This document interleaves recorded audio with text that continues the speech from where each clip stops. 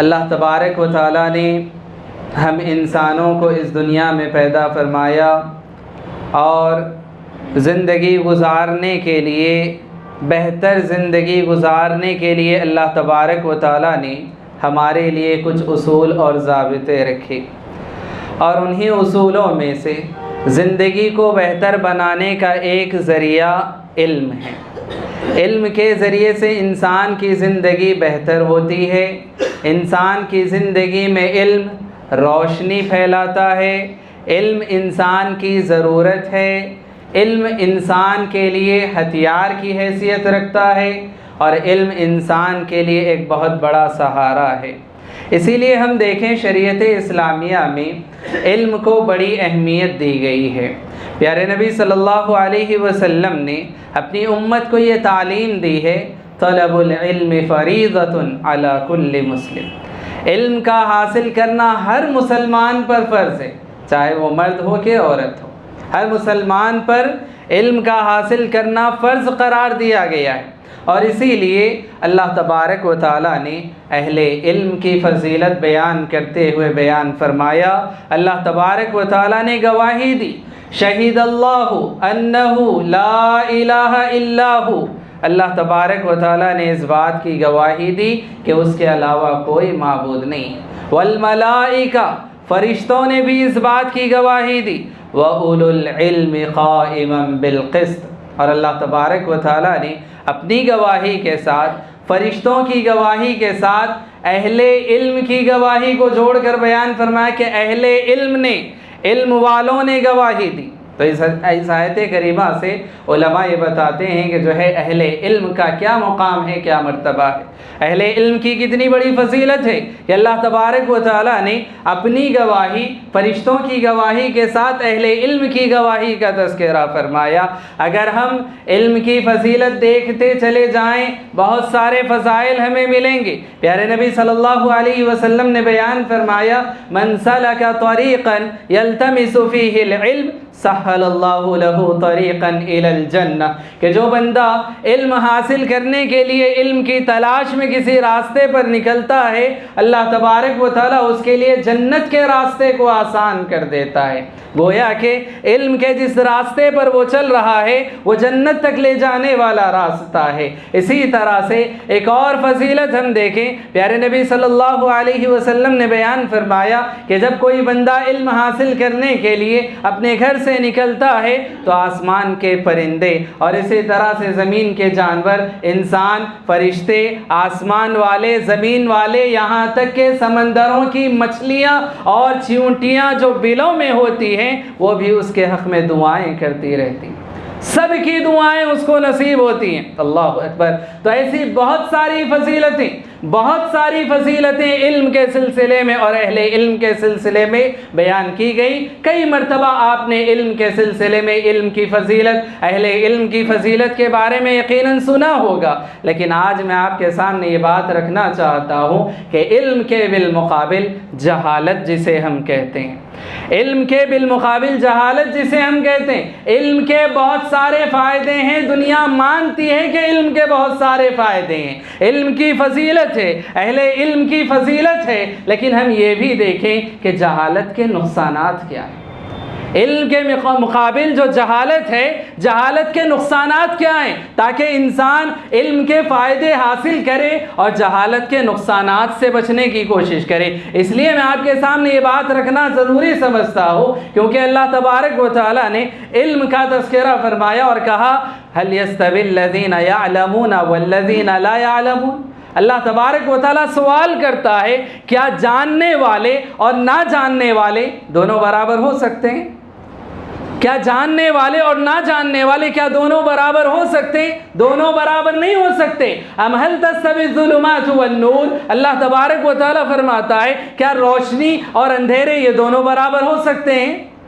روشنی اور اندھیرا دونوں برابر نہیں ہو سکتے۔ هل يستوي الاعمى والبصير، کیا ایک دیکھنے والا اور ایک نابینا کیا دونوں برابر ہو سکتے ہیں؟ نہیں ہو سکتے۔ دنیا مانتی ہے، تسلیم کرتی ہے کہ ایک دیکھنے والا ایک نابینا برابر نہیں ہو سکتے، اندھیرے اور روشنی دونوں برابر نہیں ہو سکتے، ویسے ہی علم والے اور نہ جاننے والے دونوں برابر نہیں ہو سکتے۔ تو جہاں علم حاصل کرنے کے بہت سارے فوائد ہوتے ہیں، وہیں پر علم نہ حاصل کرنے اور جہالت میں پڑے رہنے کے بہت سارے نقصانات انسان اس دنیا کے اندر اٹھاتا ہے۔ سب سے پہلا اور سب سے بڑا نقصان میں آپ کو بتاؤں، جہالت کا سب سے بڑا نقصان یہ ہوتا ہے کہ انسان اپنی زندگی کے مقصد کو بھلا بیٹھتا ہے، اپنی زندگی کے مقصد کو بھلا بیٹھتا ہے کہ اللہ تبارک و تعالیٰ نے اسے کیوں پیدا کیا، وہ اس دنیا کے اندر کیوں آیا، اس کی زندگی کا کیا مقصد ہے، وہ بھلا بیٹھتا ہے، اس کو نہیں معلوم ہوتا۔ کیوں؟ جہالت اس کے جو ہے آنکھوں پر پڑی ہوئی ہے۔ اسی لیے ہم دیکھیں، آپ کو میں بتاؤں، اللہ تبارک و تعالیٰ نے انسان کی زندگی کا جو مقصد بیان فرمایا، وَمَا خَلَقْتُ الْجِنَّ وَالْإِنسَ إِلَّا لِيَعْبُدُونَ، کہ میں نے جنوں اور انسانوں کو صرف میری عبادت کے لیے پیدا کیا۔ اللہ تبارک و تعالیٰ نے جنوں اور انسانوں کو صرف اس کی عبادت کے لیے پیدا کیا، لیکن آج ہم دنیا کا حال دیکھیں تو معلوم ہوتا ہے کہ صرف اللہ کی عبادت کرنے والے بہت کم ہیں، بہت کم ہیں، بلکہ سارے لوگوں پر جہالت کا جو ہے پردہ پڑا ہوا ہے، اور یہ جہالت ہے، جہالت ہے جس کی بنیاد پر انسان شرک میں مبتلا ہے۔ شرکی عقائد میں جو انسان مبتلا ہو جاتا ہے، اس کی سب سے بڑی وجہ جہالت ہوتی ہے، یاد رکھیں۔ دلیل میں آپ کے سامنے رکھوں گا۔ ہم دیکھیں دنیا کے اندر سب سے پہلے شرک کیسے پیدا ہوا، شرک کی ابتدا کہاں سے ہوئی، تو معلوم ہوتا ہے کہ حضرت نوح علیہ السلام کی قوم کے کچھ نیک لوگ تھے، کچھ نیک لوگ تھے جو اس دنیا سے گزر گئے، اور ان کے جانے کے بعد شیطان لوگوں کے پاس آیا اور انہیں بتانے لگا کہ دیکھو یہ بڑے نیک لوگ تھے، ان کو تم یاد رکھنا، ان کو نہ بھلانا۔ لوگوں نے انہیں یاد رکھا، اور اس کے بعد وہ نسل گزر گئی، بعد اس کے ایک اور نسل آئی، شیطان ان کے پاس آیا اور آ کر کہنے لگا کہ دیکھو یہ جو نیک لوگ تھے، تمہارے آبا و اجداد ان سے محبت کرتے، ان کو یاد کرتے، جب ان کو یاد کرتے تو ان کی عبادت کی طرح ان کے دلوں میں بھی عبادت کا جذبہ پیدا ہوتا، اس طرح سے تم ان کو نہ بھلانا، تم بھی ان کو یاد رکھنا۔ انہوں نے تو اپنے آبا و اجداد کو، ان بزرگوں کو، نیک لوگوں کو دیکھا تھا، تم نے نہیں دیکھا، تو تم کیا کرو، ان کی تصویریں بنا کر اپنے پاس رکھ لو۔ لوگوں نے تصویریں بنا لی، اس کے بعد پھر ایک نسل گزر گئی، پھر شیطان آیا اور آ کر کہنے لگا کہ یہ تصویریں مٹ جائیں گی، ختم ہو جائیں گی،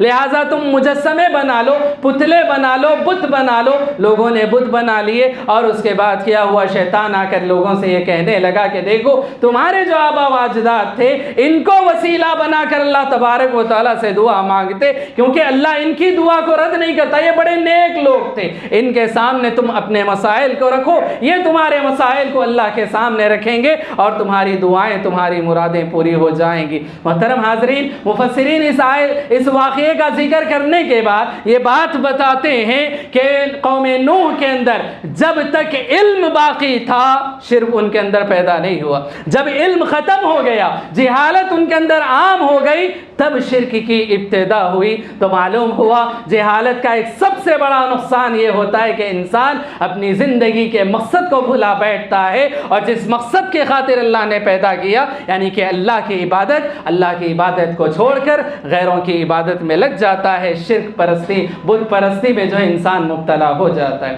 اسی طرح سے ہم دیکھیں جہالت کا ایک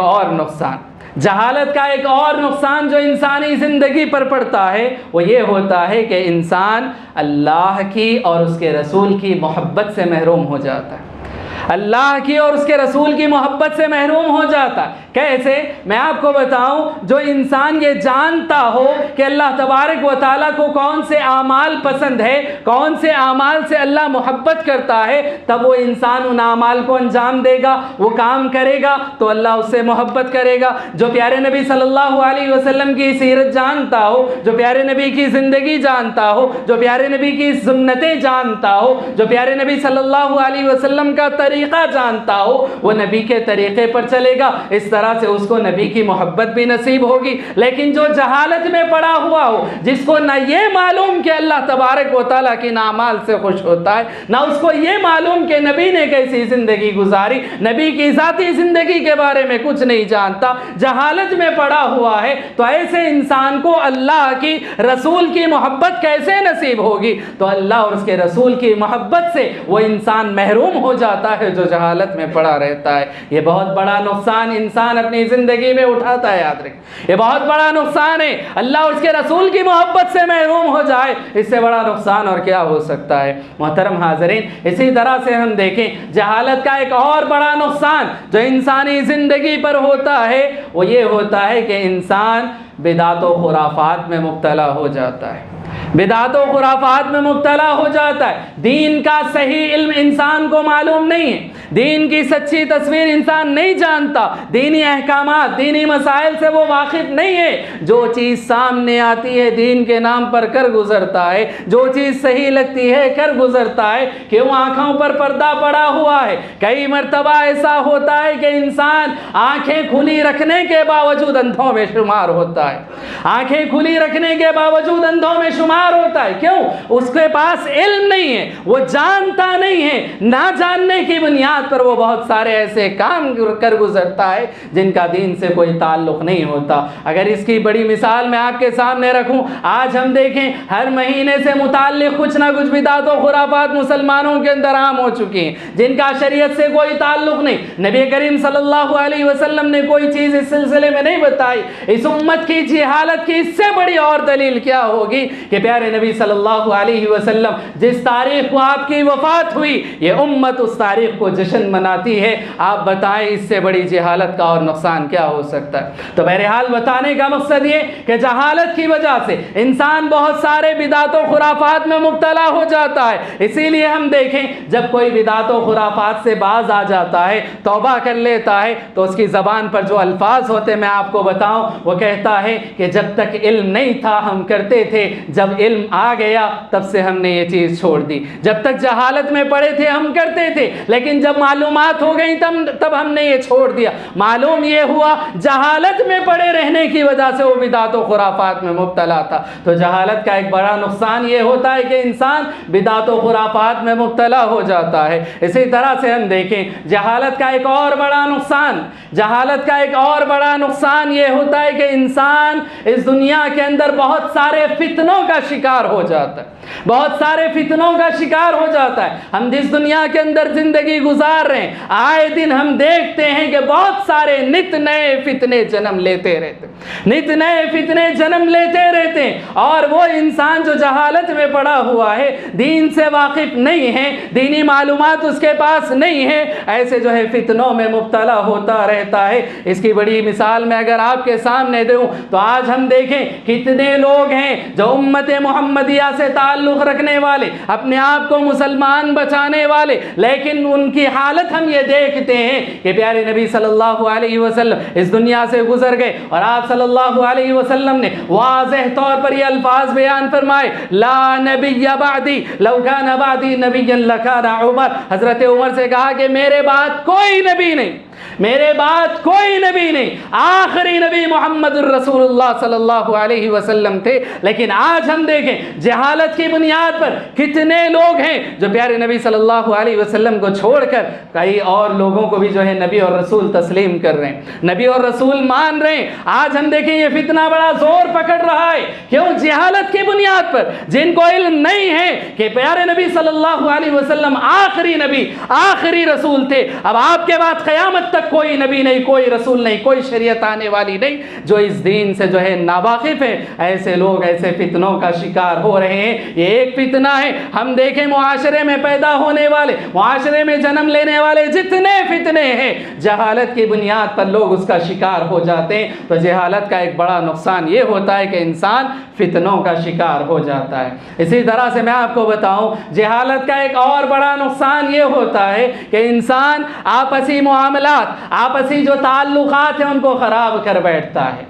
کیوں؟ انسان کو معلومات نہیں ہے، علم نہیں ہے کہ بڑوں کے ساتھ کیسا سلوک کیا جائے، چھوٹوں کے ساتھ کیسا سلوک کیا جائے۔ شوہر کو نہیں معلوم کہ بیوی کے کیا حقوق ہیں، بیوی کو نہیں معلوم کہ شوہر کے کیا حقوق ہیں، والدین کو نہیں معلوم کہ اولاد کی تربیت کیسے کرنا ہے، اولاد کو نہیں معلوم کہ والدین کی خدمت کیسے کرنی ہے۔ بڑوں کا ادب و احترام آج پوری طرح سے ختم ہو چکا، چھوٹوں کے ساتھ شفقت، محبت، پیار کا معاملہ آج ختم ہو رہا ہے۔ یہ ساری چیزیں کیوں؟ ہم کو نہیں معلوم کہ کس کے کیا حقوق ہیں، ہم کو نہیں معلوم کہ کس کے ساتھ کیسا سلوک کرنا ہے۔ اس کی وجہ سے ہم دیکھتے ہیں آج رشتہ داریوں میں دراریں پڑ رہی ہیں، آج رشتے ناتے ٹوٹ رہے ہیں، طلاق خلا کے مسائل زیادہ سے زیادہ پیش آ رہے ہیں۔ کیوں؟ علم نہیں ہے، جہالت کی بنیاد پر کوئی کسی کو کچھ بھی کہہ رہا ہے، جہالت کی بنیاد پر ایک دوسرے سے لڑ رہے ہیں، ایک دوسرے کو مارنے پیٹنے کاٹنے پر پڑے ہوئے ہیں۔ تو اس طرح سے جہالت کا یہ نقصان ہوتا ہے کہ انسان آپسی معاملات کو، آپسی تعلقات کو خراب بیٹھتا ہے، کیونکہ ایک دوسرے کے حقوق سے وہ ناواقف ہوتا ہے۔ اسی طرح سے میں آپ کو بتاؤں، جہالت کا ایک اور نقصان یہ بھی ہوتا ہے کہ انسان اس دنیا کی نعمتوں کو استعمال کرنے سے محروم ہو جاتا ہے۔ دنیا کے اندر اللہ تبارک و تعالیٰ نے بہت ساری نعمتیں رکھی، لیکن انسان ان نعمتوں کے استعمال کرنے سے محروم ہو جاتا ہے۔ ہم دیکھیں دنیا ٹیکنالوجی کی طرف آگے بڑھ رہی ہے، بہت ساری آسانیاں انسان کے لیے فراہم کی جا رہی ہیں، لیکن وہ انسان جو ان کے استعمال کا طریقہ نہ جانتا ہو، باوجود اس آسانی کے ہونے کے اس آسانی کو استعمال نہیں کر پاتا، اس آسانی کو استعمال نہیں کر پاتا، اس نعمت کا استعمال نہیں کر پاتا، اس نعمت سے فائدہ نہیں اٹھا پاتا۔ کیوں؟ جہالت اس کے اندر ہے اور اس کو نہیں معلوم کہ اس نعمت کا استعمال کیسے کرنا ہے۔ اور اسے اگر میں آپ کو کھل کر بتاؤں تو ہم یہ دیکھیں کہ جیسے میں نے آپ کو کہا کہ کئی مرتبہ انسان اپنی آنکھیں کھلی رکھنے کے باوجود اندھوں میں شمار ہوتا ہے۔ کیسے؟ ہم دیکھیں کوئی بس اسٹاپ پر کھڑا ہوا ہے یا کوئی ریلوے اسٹیشن پر کھڑا ہوا ہے اور وہ چاہتا ہے کہ کسی علاقے کی طرف کسی بس میں کسی نمبر یا اسی طرح سے کسی نام پر اسے چڑھنا ہے اور اسی طرح سے کسی ریلوے اسٹیشن کی ریل اس کو پکڑنا ہے، لیکن اس کو نہیں معلوم کہ کیا لکھا ہوا ہے، کیا لکھا ہوا ہے پڑھنا نہیں جانتا، جس کی وجہ سے کیا ہوتا ہے، کئی مرتبہ ایسا ہوتا ہے آنکھوں کے سامنے اس کی سواری کھڑی ہوئی ہے، لیکن اس کو نہیں معلوم کہ اس سواری میں مجھے چڑھنا ہے، کبھی اس سے محروم ہو جاتا ہے، کبھی مس ہو جاتی ہے، یا اسی طرح سے کبھی کبھار ایسا ہوتا ہے کہ کہیں اور جانے والی ریل میں یا بس میں وہ چڑھ جاتا ہے، جس کی وجہ سے اس کا نقصان اس کو اٹھانا پڑتا ہے۔ اور اس سے آگے بڑھ کر ہم دیکھیں کئی مرتبہ ایسا بھی ہوتا ہے کہ انسان اس معلومات کے حاصل کرنے کے لیے لوگوں کے پاس جاتا ہے، معلومات حاصل کرتا ہے، ایک دوسرے کے پاس جا کر پوچھتا ہے، تو یہ نوبت انسان کی آتی ہے۔ کیوں؟ جہالت کا یہ نقصان ہے، جہالت کا یہ نقصان ہے کہ انسان دوسروں کے سامنے ذلیل و خوار ہوتا ہے، جہالت کا یہ نقصان ہے کہ انسان آنکھیں کھلی رکھنے کے باوجود اندھا اور نابینوں میں شمار ہوتا ہے۔ تو لہٰذا جہالت کا ایک نقصان یہ ہے۔ اسی طرح سے میں آپ کو بتاؤں، جہالت کا ایک اور بڑا نقصان یہ ہوتا ہے کہ انسان بہت ساری عبادتیں کرنے کے باوجود عبادتوں کے اجر و ثواب سے محروم ہو جاتا ہے، عبادتوں کے اجر و ثواب سے محروم ہو جاتا ہے۔ مثال میں آپ کے سامنے رکھوں گا، دلیل میں آپ کے سامنے رکھوں گا۔ پیارے نبی صلی اللہ علیہ وسلم ایک مرتبہ مسجد میں بیٹھے ہوئے ہیں، ایک صحابی آتے ہیں اور آنے کے بعد وہ نماز پڑھتے ہیں، نماز پڑھ کر آ کر پیارے نبی صلی اللہ علیہ وسلم سے ملاقات کرتے ہیں۔ پیارے نبی صلی اللہ علیہ وسلم اس صحابی سے کہتے ہیں ارجع فصلی فإنک لم تصلی، جاؤ تم نماز پڑھو، تم نے نماز نہیں پڑھی۔ صحابی ابھی نماز پڑھ کر آئیں، نبی کیا کہہ رہے ہیں کہ تم نے نماز نہیں پڑھی، جاؤ نماز پڑھ کر آؤ۔ صحابی جاتے ہیں، حالانکہ نماز پڑھ چکے ہیں، نبی کا حکم تھا، انکار کرنے کی جرأت نہ تھی۔ صحابی جاتے ہیں، پھر سے نماز پڑھتے ہیں اور آتے ہیں، اللہ کے نبی صلی اللہ علیہ وسلم سے ملاقات کرتے ہیں۔ پیارے نبی صلی اللہ علیہ وسلم دوسری مرتبہ کہتے ہیں ارجع فصلی فإنک لم تصلی، جاؤ نماز پڑھو، تم نے نماز نہیں پڑھی۔ صحابی حیران ہے، پریشان ہے، ابھی تو نماز پڑھ کر آیا ہوں، دوسری مرتبہ نماز پڑھ کر آیا ہوں، اللہ کے نبی پھر کہہ رہے ہیں ارجع فصلی فإنک لم تصلی۔ صحابی انکار کرنے کی جرأت نہیں ہے، پھر سے جاتے ہیں، نماز پڑھتے ہیں، آ کر اللہ کے نبی صلی اللہ علیہ وسلم سے ملاقات کرتے ہیں۔ اللہ کے نبی صلی اللہ علیہ وسلم فرماتے ہیں ارجع فصلی فإنک لم تصلی، جاؤ نماز پڑھو، تم نے نماز نہیں پڑھی۔ اب صحابی اللہ کے نبی صلی اللہ علیہ وسلم سے یہ کہہ بیٹھتے ہیں اے اللہ کے نبی صلی اللہ علیہ وسلم، میں اس سے اچھی نماز نہیں پڑھ سکتا، آپ مجھے بتائیے کہ میں کیسی نماز پڑھوں۔ آپ مجھے بتائیے کہ میں کیسی نماز پڑھوں؟ پیارے نبی صلی اللہ علیہ وسلم صحابی کو سکھاتے ہیں کہ دیکھو جب قیام کرو اطمینان کے ساتھ تم قیام کرو، پھر رکوع میں جاؤ تو اطمینان کے ساتھ رکوع کرو، سجدہ کرو تو اطمینان سے سجدہ کرو۔ سارا طریقہ پیارے نبی صلی اللہ علیہ وسلم سکھاتے۔ سوال میں آپ کے سامنے یہ رکھوں گا، کیا وہ صحابی نے نماز نہیں پڑھی؟ صحابی نے کیا عبادت نہیں کی تھی؟ ایک مرتبہ نہیں، دو مرتبہ نہیں، 3 مرتبہ صحابی نے نماز پڑھی، لیکن اللہ کے نبی نے کہا کہ جاؤ تم نماز پڑھو، تم نے نماز نہیں پڑھی۔ گویا کہ نماز پڑھنے کے باوجود نمازیوں میں شمار نہیں ہوا، نماز پڑھنے کے باوجود نماز ادا نہیں ہوئی۔ کیوں؟ جہالت کی بنیاد پر، علم نہیں تھا کہ نماز کیسی پڑھنی ہے۔ آج میں اگر آپ سے سوال کروں، ہم میں سے کتنے ایسے لوگ ہیں، ہم میں سے کتنے ایسے لوگ ہیں نمازیں تو پڑھ رہے ہیں، لیکن ہم میں سے کتنے لوگوں کو نماز کا طریقہ معلوم ہے؟ نماز کے ارکان کیا ہیں؟ نماز کے واجبات کیا ہیں؟ نماز کے شرائط کیا ہیں؟ نماز کا نبوی طریقہ کیا ہے؟ ہم میں سے کتنے لوگ جانتے؟ نماز تو آگے کی بات ہے، ہم میں سے کتنے ہیں جو وضو کا طریقہ صحیح طور پر جانتے ہو، طہارت پاکیزگی حاصل کرنے کا صحیح طریقہ جانتے ہو، غسل جنابت کا صحیح طریقہ جانتے ہو؟ ہم میں سے کتنے ہیں کس کو معلوم ہے کہ غسل جنابت کا طریقہ کیا ہے، کیسے جو ہے غسل کیا جاتا ہے، وضو کے شرائط کیا ہے، وضو کی کنڈیشنز کیا ہے، وضو کیسے پورا ہوتا ہے، کن چیزوں کی وجہ سے وضو نہیں ہوتا ہے، کن چیزوں سے وضو ٹوٹ جاتا ہے، ہم میں سے کتنے لوگ جانتے ہیں؟ آج ہم دیکھیں گرچہ کہ ہم بہت سارے علم کی ترقی کی طرف آگے بڑھ رہے ہیں، باوجود اس کے آج ہمارے اندر جہالت ہے، باوجود اس کے آج ہمارے اندر جہالت ہے۔ لہذا جہالت کے بہت سارے نقصانات ہمیں اٹھانا پڑ سکتا ہے۔ اسی لیے پیارے نبی صلی اللہ علیہ وسلم، صحابہ کرام رضی اللہ عنہم ایک مرتبہ اللہ کے نبی صلی اللہ علیہ وسلم مسجد میں داخل ہوئے۔ جب مسجد میں داخل ہوئے تو اللہ کے نبی صلی اللہ علیہ وسلم نے دیکھا 2 طرح کی مجلسیں جمی ہوئی ہیں۔ ایک مجلس ہے جس میں لوگ ذکر و اذکار میں مبتلا ہیں، ذکر کر رہے ہیں، اذکار میں مبتلا ہیں، اور دوسری طرف ایک مجلس ہے اللہ کے نبی صلی اللہ علیہ وسلم نے دیکھا کہ وہ لوگ ایک دوسرے کو علم سکھا رہے ہیں، سیکھ رہے ہیں، سکھا رہے ہیں۔ پیارے نبی صلی اللہ علیہ وسلم نے دیکھا اور پیارے نبی صلی اللہ علیہ وسلم آگے بڑھے اور اس مجلس میں اللہ کے نبی جا کر بیٹھے جس میں لوگ سیکھ رہے تھے، سکھا رہے تھے۔ ایک طرف ذکر و اذکار کی مجلس ہے، وہ مجلس وہیں پر ہے۔ اللہ کے نبی صلی اللہ علیہ وسلم نے کون سی مجلس کو اختیار کیا؟ جس میں لوگ دین سیکھ رہے ہیں، سکھا رہے ہیں، پڑھ رہے ہیں، پڑھا رہے ہیں۔ اس جگہ اللہ کے نبی جاتے ہیں اور بیان فرماتے ہیں کہ میں معلم بنا کر بھیجا گیا ہوں، میں معلم بنا کر بھیجا گیا ہوں، میں علم سکھانے والا بنا کر بھیجا گیا ہوں۔ تو لہٰذا بتانے کا مقصد یہ کہ علم سکھانا یہ بہت بڑی عبادت ہے، اور اس کے بالمقابل انسان اگر جہالت میں پڑا رہے تو بہت سارے نقصانات انسان کو جھیلنا پڑ سکتا ہے۔ ہم دیکھیں انسان عبادتیں کر رہا ہے، عبادتیں کر رہا ہے، یقیناً عبادتیں کرنی چاہیے، لیکن عبادتوں سے پہلے انسان کو علم حاصل کرنا چاہیے، عبادتوں سے پہلے انسان کو علم حاصل کرنا چاہیے، اور خصوصاً ضروری مسائل، ہماری عبادتوں کے تعلق سے جو مسائل ہیں، اور اسی طرح سے حلال و حرام سے متعلق جو مسائل ہیں زندگی گزارنے کے لیے، معاشرتی اور اسی طرح سے جو ہمارے مسائل ہیں زندگی کے، ان مسائل سے کم از کم انسان کو، ہر انسان کو واقفیت ہونی چاہیے، ورنہ بہت سارے نقصانات انسان اٹھا سکتا ہے۔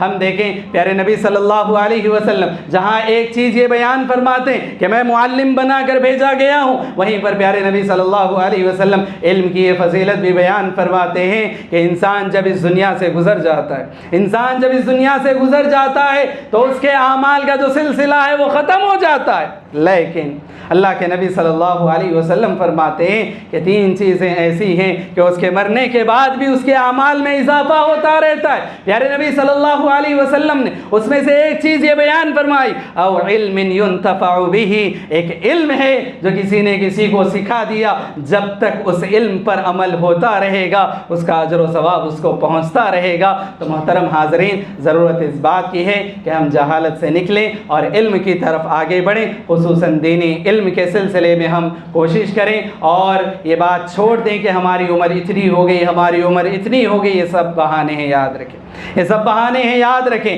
اگر علم کا تعلق عمر سے ہوتا تو پھر حضرت ابو بکر علم حاصل نہ کرتے، حضرت عمر علم حاصل نہ کرتے، حضرت عثمان علم حاصل نہ کرتے۔ ایسے کئی کبار صحابہ ہیں جو بڑی بڑی عمر میں جنہوں نے علم حاصل کیا، قرآن کریم کو یاد کیا، مسائل جنہوں نے سیکھے، دین کی معلومات جنہوں نے حاصل کی، ایسی بہت ساری مثالیں ہمیں مل سکتی ہیں۔ لہٰذا ہم میں سے ہر ایک کی یہ کوشش ہونی چاہیے کہ دین کا جتنا ضرور ضروری علم ہے، کم از کم اتنا علم ہمیں ہونا چاہیے علم کی تلاش میں، اور اسی طرح سے علم کی ترقی میں ہماری ترقی ہونی چاہیے۔ اور ہم یہ بھی دیکھیں کہ جہالت کے جہاں بہت بڑے نقصانات ہیں، ان میں سے ایک نقصان ہم یہ دیکھتے ہیں کہ ہمارے اپنے ملک میں جو مسلمانوں کی حالت بتائی جاتی ہے، خصوصاً علم کے سلسلے میں یہ بتایا جاتا ہے کہ سب سے پیچھے، سب سے پچھڑے ہوئے، اسی طرح سے جو ہے سب سے کم تر درجہ رکھنے والے علم کے اعتبار سے مسلمان ہیں، علم کے اعتبار سے مسلمان ہیں۔ اور وجہ یہی ہے، آج جو نتیجہ ہے ہم یہ دیکھ سکتے ہیں کہ جہالت کی بنیاد پر جو چاہتا ہے ہمارا استعمال کرتا ہے، جب تک چاہتا ہے استعمال کرتا ہے اور اس کے بعد چھوڑ دیتا ہے۔ آج ہم مسلمانوں کے ایسے حالات بن چکے ہیں۔ الیکشنز کا موقع قریب ہے، اس اعتبار سے ایک آخری بات میں آپ کے سامنے یہ رکھنا ضروری سمجھتا ہوں کہ الیکشنز کے سلسلے میں، ووٹ کے سلسلے میں جتنی ضروری باتیں ہر مسلمان جان لے کہ مجھے کیسے ووٹ کرنا ہے، کس کو ووٹ کرنا ہے، کس طریقے سے یا کس کو ووٹ اگر میں ڈالوں گا تو ملت کا، ملک کا فائدہ ہو سکتا ہے۔ اس فائدے کو مد نظر رکھتے ہوئے انسان جو ہے اپنے اس ووٹ کے حق کو استعمال کرے اور آگے بڑھ کر اس میں جو ہے ووٹ کے صحیح استعمال کرنے کی لوگوں کو بھی ترغیب دلائے۔ خصوصاً جو نوجوان ہیں وہ لوگ، ان کی یہ ذمہ داری بنتی ہے، جو جانتے ہیں ان کو چاہیے کہ جو بڑے بزرگ ہیں، جو ناواقف ہیں یا جن کو جو ہے صحیح طریقہ نہیں معلوم ہے ان کو بتائیں، اور اسی طرح سے ووٹر سلپ وغیرہ جو ان کے نام، ووٹر آئی ڈی کارڈ، ان ساری چیزوں میں کوشش کر کے ان کی جو ہے رہنمائی کریں۔ یہ آپ کا، میرا اور تمام کا جو ہے فریضہ بنتا ہے۔ رب العالمین سے ہم دعا کرتے ہیں کہ رب العالمین ہم تمام کو اللہ اور اس کے رسول کے احکام و فرامین کے مطابق زندگی گزارنے کی توفیق عطا فرمائے۔